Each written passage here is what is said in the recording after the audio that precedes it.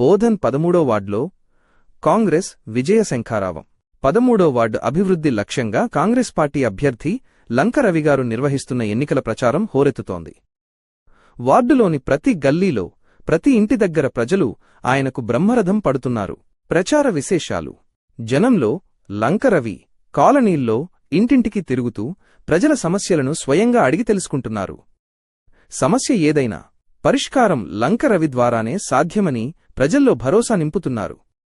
నమ్మకమైన నాయకత్వం: ఎన్నికల తర్వాత కూడా మీ కష్టసుఖాల్లో తోడుంటూ ఎల్లప్పుడూ అందుబాటులో ఉండే ప్రజాప్రతినిధిగా పనిచేస్తానని ఆయన స్పష్టమైన హామీ ఇచ్చారు.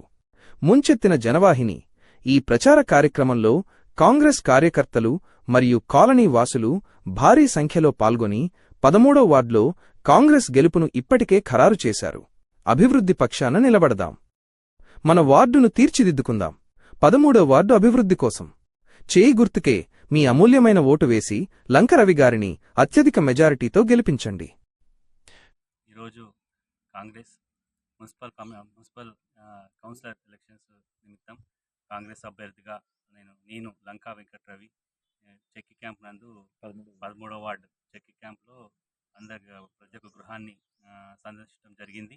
ఇక్కడ అనేక రకమైన రోడ్లు నిర్మాణం, డ్రైనేజ్, లైట్స్, అదేవిధంగా రేషన్ కార్డ్స్, పెన్షన్స్ కొన్ని సమస్యలతో ఉన్నారు తెలియజేయడం జరిగింది.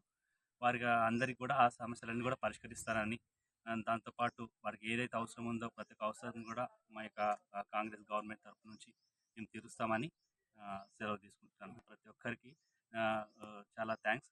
ప్రతి ఒక్కరు కూడా మమ్మల్ని ఆదరించి ఓటేసి మమ్మల్ని గెలిపించాలని ప్రతి ఒక్కరికి విజ్ఞాపన చేస్తున్నాను.